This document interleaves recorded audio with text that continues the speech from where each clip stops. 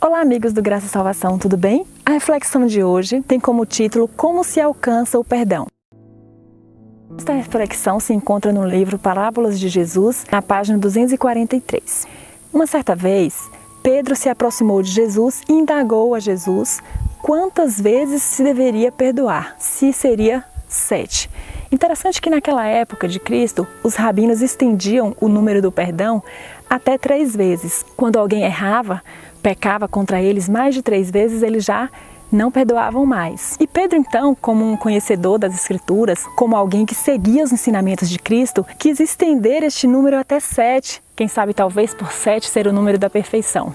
E interessante que Jesus então respondeu a Pedro, não apenas 7, mas 70 vezes 7. Essa analogia que Jesus fez, utilizando aí um jogo de palavras com os números, fazendo uma multiplicação do número 7, que é o número da perfeição, quis dizer que seria apenas 490 vezes que deveria se perdoar, mas que seria um número infinito. Não devemos determinar uma quantidade exata de vezes que podemos perdoar o nosso irmão. E Jesus, ele gostava muito de fazer explicações de temas relevantes para o conhecimento das pessoas naquela época, para o ensinamento de muitas verdades que ele passava através de parábolas, que facilitava a compreensão das pessoas e deixando para nós hoje também como ensinamentos muito importantes para a nossa vida. E Jesus então conta uma parábola para Pedro e ele diz, certa vez havia um rei que tinha um servo que lhe devia 10.000 talentos. E este servo então implorou e pediu ao rei que o perdoasse aquela dívida. E o rei então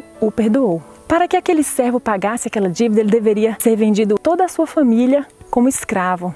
Mas o rei teve compaixão daquele servo e o perdoou.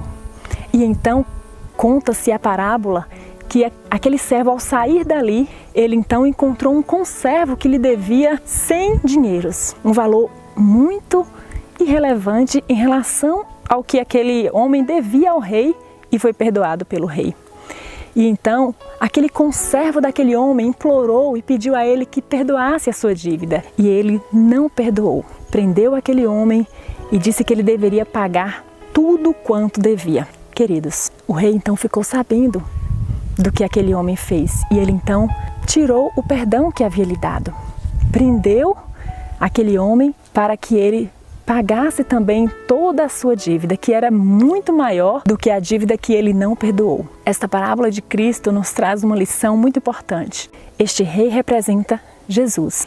Ele nos deu o perdão. Todos nós recebemos o perdão de uma dívida muito grande que temos com Ele, dos nossos pecados que cometemos. Mas, muitas vezes, nós fazemos como aquele homem que não perdoou o seu servo, o seu conservo, que lhe devia apenas 100 dinheiros, enquanto ele devia 10.000 talentos para o rei. E muitas vezes nós também estamos cometendo este erro de não perdoar, de negar o perdão ao nosso próximo.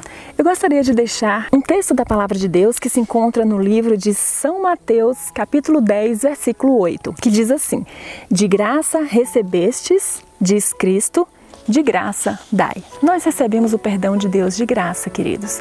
E por isso também nós não devemos negar o perdão ao nosso semelhante.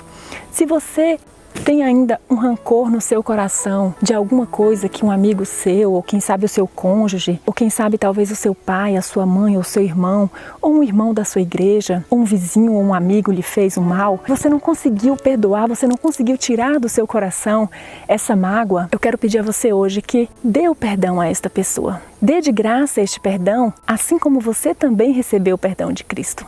Pesquisas mostram que pessoas que não perdoam são pessoas que adoecem mais rápido e morrem muito mais cedo. Quando guardamos rancor no nosso coração, é como se derramássemos um veneno no nosso corpo. Eu gostaria de fazer um apelo a você hoje, que dê o perdão.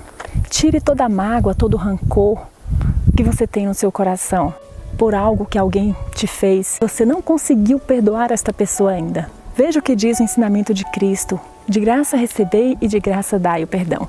Eu gostaria de concluir com o último texto que diz assim: o motivo de todo o perdão acha-se no imerecido amor de Deus. Mas, por nossa atitude para com os outros, denotamos se estamos possuídos desse amor.